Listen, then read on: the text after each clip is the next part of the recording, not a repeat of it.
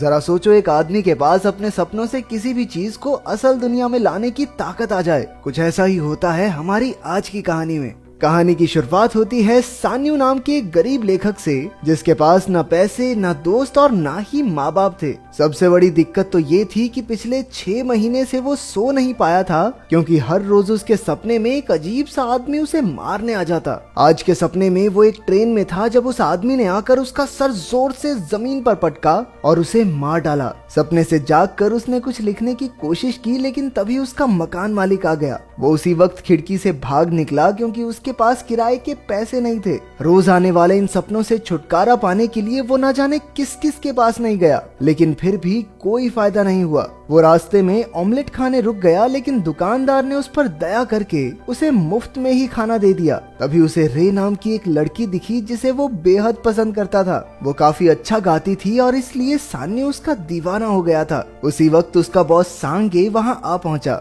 उसे देखते ही सान्यू वहां से भागने लगा, लेकिन सांगे ने जल्द ही उसे पकड़ लिया। वो उसे एक रेस्टोरेंट में ले गया और खाते हुए उसे कहानी टाइम पर न लिखकर देने के लिए डांटने लगा। सान्यू ने उसे समझाने की कोशिश की कि रोज आने वाले इन सपनों की वजह से वो सो नहीं पा रहा, लेकिन सांगे ने साफ सीधे तौर पर कहा कि 10 दिन के अंदर अंदर कहानी पूरी हो जानी चाहिए, वरना तेरी कहानी खत्म कर दूंगा मैं। फिर जब बेचारा घर लौटा तो उसने देखा कि मकान मालिक ने उसका सामान बाहर फेंक दिया था। वो एक कैफे में जाकर लिखने बैठा, लेकिन भूख की वजह से वो ज्यादा सोच भी नहीं पा रहा था, तो सो गया बेचारा। सपने में उस आदमी ने उसका गला घोंट कर उसका सर टेबल पर पटकना शुरू कर दिया। सपने में मरने के बाद जब सान्यू की आंख खुली तो उसने देखा कि उसका लैपटॉप भी चोरी हो गया था। और कितना बुरा होगा इसके साथ। अब उसकी हालत इतनी खराब हो गई थी कि बेचारे को सपनों और आम जिंदगी में क्या असली है क्या नकली कुछ समझ नहीं आ रहा था। इसलिए उसने सांगे को मैसेज करके कहा कि वो आज के बाद उसे कोई स्क्रिप्ट नहीं दे पाएगा। वो रे के कैफे की सामने वाली बिल्डिंग की छत पर गया और इससे पहले कि वो कोई गलत कदम उठाता, ऑमलेट वाले आदमी ने उसे ऐन वक्त पर रोककर थोड़ा खाना दे दिया। जब सान्यू ने उसे अपनी परेशानी बताई तो उस आदमी ने कहा कि जब जब वो सपने में हो तो उसे बार बार दोहराना चाहिए कि मैं सपना देख रहा हूँ, मैं सपना देख रहा हूँ। हो सकता है इस तरकीब से वो जल्दी सपने से बाहर आ जाए। सान्यू रात होने तक छत पर रहा और फिर अपना फोन बेचकर उसने थोड़ा खाना खरीदा। इसके बाद उसने दुकान से कुछ चीजें चुराने की कोशिश की, लेकिन वहाँ कैमरे लगे थे। आखिरकार वो बाहर बैठकर खाना खाने लगा और उसने देखा कि रे उसकी मदद करने आई थी। उसे यकीन ही नहीं हुआ और अचानक रे उसी आदमी में बदल गई। उसने सान्यू को जोर से कांच पर मारा और असल जिंदगी में दुकान वाली लड़की को लगा कि सान्यू को दौरे पड़ रहे हैं। उसने तुरंत एम्बुलेंस को कॉल कर दिया। उस खूंखार आदमी ने सान्यू के पेट में तलवार घोंप दी। तभी सान्यू ने तलवार पकड़ ली और दोहराने लगा कि मैं सपना देख रहा हूँ। उसी वक्त उसकी आंख खुली, लेकिन असलियत में भी वो कांच से टकराया था, बस उसे तलवार नहीं लगी थी। उल्टा उस आदमी की तलवार सान्यू के हाथ में थी। वो तुरंत भाग निकला और पूरी रात पार्क में बैठकर उसी तलवार को घूरता रहा। उसे यकीन हो गया कि ये सपना नहीं है, इसलिए वो उसे काले बाजार में बेचने पहुंचा। कई लोग इस तलवार को खरीदना चाहते थे, जिससे उसे एहसास हुआ कि ये जरूर कोई बेशकीमती तलवार है। फिर वो पुरानी चीजें बेचने वाली दुकान पर गया, जहां उसे बदले में $20,000 मिले। सान्यू ने नया लैपटॉप ले लिया और बढ़िया खाना खाया। फिर एक होटल में कमरा लेकर उसने नींद की गोली खाई और सपने का इंतजार करने लगा। सपना होटल में ही शुरू हुआ, इसलिए वो हॉल में चला गया। उसने एक गमला उठाया और कहा कि मैं सपना देख रहा हूँ, लेकिन कुछ नहीं हुआ। जैसे ही वो आगे बढ़ा, एक आदमी ने उस पर सोने की कुल्हाड़ी से हमला कर दिया। उस आदमी ने सान्यू पर बहुत से वार करके उसे घायल कर दिया, लेकिन आखिरकार सान्यू ने कुल्हाड़ी पकड़ी और कहा कि मैं सपना देख रहा हूँ। तभी वो जाग गया। उसके हाथ में कुल्हाड़ी थी और शरीर पर कोई जख्म भी नहीं था। उसके पास सपने से कोई भी चीज असल जिंदगी में लाने की शक्ति आ गई थी। उसने उसी दुकान पर कुल्हाड़ी बेची और नए कपड़े, नई गाड़ी लेकर गुलछर्रे उड़ाने लगा। रात को सोने से पहले उसने एक मशहूर म्यूजियम की तस्वीर देखी और सो गया। सपना भी वहीं से शुरू हुआ। सान्यू इतनी सारी बेशकीमती चीजें देखकर हैरान रह गया। अब उसे सिर्फ उस अजीब आदमी का इंतजार था, लेकिन इस बार वो आदमी मशीन गन के साथ आया। सान्यू भागकर गोलियों से बचने लगा, लेकिन जल्द ही मारा गया। फिर सान्यू की आंख खुली, लेकिन वो कुछ चुरा नहीं पाया था, इसलिए उसने फिर से गोली खाई और सपने में पहुंच गया। वहाँ गोलियों से बचते बचाते उसने किसी तरह 2 कीमती चीजें उठाई और कहा कि मैं सपना देख रहा हूँ। इस बार उसने अमीर डीलर्स को ये चीजें बेची और $2 मिलियन कमा लिए। वहाँ से निकलते ही सांगे ने उस पर हमला बोल दिया, क्योंकि उसने एडवांस लेके उसकी कहानी नहीं लिखी। सान्यू ने उसे सारे पैसे लौटा लौटाकर कहा कि अब वो कहानियां नहीं लिखता, अब तो भैया बड़े आदमी हो गए हैं, अब कौन लिखेगा कहानी। अगले दिन वो रे के कैफे में उससे मिला, लेकिन वो तो उसे पहचानती ही नहीं थी। सान्यू को पता चला कि रे अपना कैफे बेच रही है क्योंकि उसे काफी घाटा हो गया था। रात को सांगे फिर उससे मिलने आया और पूछा कि तू रातों रात इतना अमीर कैसे हो गया। सांगे उसे होटल के कमरे में ले आया और सान्यू के सोते ही उसका बटुआ तलाशने लगा। अचानक सान्यू अपने सपने से एक सोने की चेन लेकर लौटा तो सांगे हक्का बक्का रह गया। उसने सान्यू से कहा, अरे भाई यार मुझे अपने साथ रख ले यार, तू कहेगा सुबह सुबह तेरा पिछवाड़ा भी धो दूंगा, पर अपने साथ रख ले भाई, यहाँ पैसे नहीं कमाए जा रहे।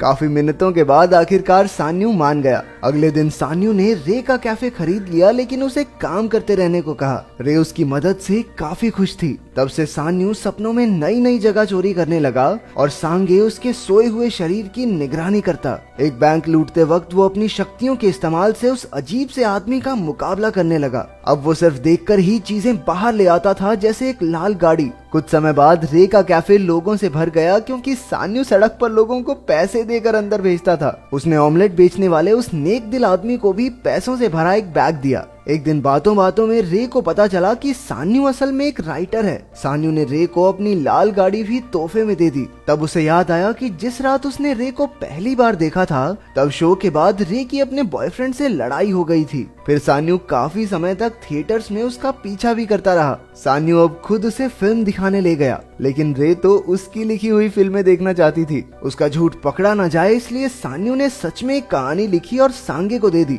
जब सांगे ने कहानी पढ़ी तो उसकी आंखें भर आई क्योंकि कहानी बेहद अच्छी थी। उन्होंने खुद पैसे लगाकर बड़े एक्टर्स लिए और फिल्म बनाई। सान्यू रे को फिल्म दिखाने ले गया, जहां सान्यू की कहानी बताई गई कि वैसे तो उसने बहुत सारी कहानियां लिखी हैं, लेकिन कभी अपना नाम नहीं दिया क्योंकि वो एक आम आदमी की तरह देश विदेश घूमना चाहता था। एक दिन सपने में उसे एक साधु दिखा और जब उसने साधु की बेल्ट लेने की कोशिश की तो साधु ने अपनी काली उंगलियों से उसकी छाती पर 2 निशान बना दिए। इस बार वो अजीब सा आदमी नहीं आया और सारा खजाना साधु के साथ ही गायब हो गया। एक रात वो रे को सब सच बताने वाला था कि उसकी छाती में तेज दर्द हुआ और उसने देखा कि वहाँ वो 2 काले निशान थे। वो सीधा अपने घर जाकर सोने को तैयार हो गया। सान्यू एक अजीब सी पुरानी बिल्डिंग में पहुंचा जिसकी बालकनी में कोई खड़ा था। उसने पास जाकर देखा कि ये खुद सान्यू ही था जो हवा में गायब हो रहा था। जब उसकी आंख खुली तो उसके कंधे पर एक नया निशान था और धीरे धीरे वहाँ निशान आने लगा जहाँ उसे सपने में चोट लगी थी। अगली सुबह वो ऑमलेट वाले आदमी से इसका राज पूछने गया, लेकिन रास्ते में ही उसे किसी ने किडनैप कर लिया। असल में उसे कुछ गुंडों ने पकड़ा था जिनका लीडर है क्वांग।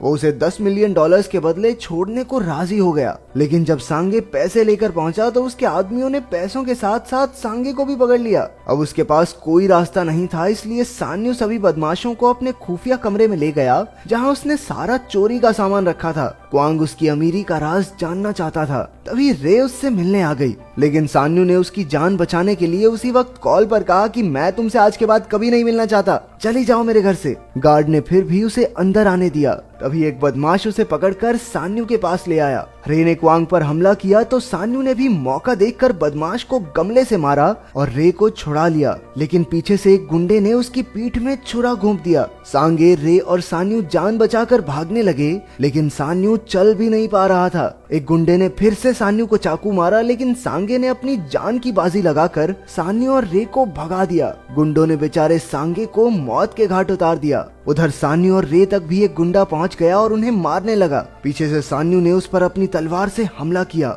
आखिरकार दोनों बेहोश हो गए और सान्यू की आंख एक बर्बाद सी जगह पर खुली। सामने उसने एक चमकते दरवाजे को छुआ तो उसे अपनी जिंदगी के पिछले कुछ हफ्ते दिखाई देने लगे। उसमें असल जिंदगी और सपने दोनों शामिल थे। उसने देखा कि उस रात दुकान के बाहर उसे एम्बुलेंस ले गई थी। इसके बाद उसे एक कांच की दीवार दिखी जिसे वो तोड़ने लगा। मैं सपना देख रहा हूँ, मैं सपना देख रहा हूँ। ये कहते कहते सान्यू का काफी खून बह गया और वो वहीं बेहोश हो गया। अचानक उसका शरीर बदलने लगा और वो खुद भी उस अजीब से आदमी में बदलने लगा। उसके हाथ में एक तलवार थी जिससे उसने दीवार तोड़ना शुरू कर दिया। साथ साथ उसने देखा कि वो अजीब सा आदमी बनकर मकान मालिक और सांगे को पीट रहा था क्योंकि उन्होंने उसके साथ बुरा किया। आखिरकार जब दीवार टूटी तो वो अजीब सा आदमी सान्यू के कमरे में निकला जहां सान्यू का शरीर भी धीरे धीरे जाग रहा था। उस आदमी ने एक एक करके सभी गुंडों को खत्म कर दिया। फिर वो सान्यू को मारने पहुंचा, लेकिन सान्यू ने कहा कि मैं सपना देख रहा हूँ। उसी वक्त उसकी सपनों से चुराई सारी कीमती चीजें गायब होने लगी।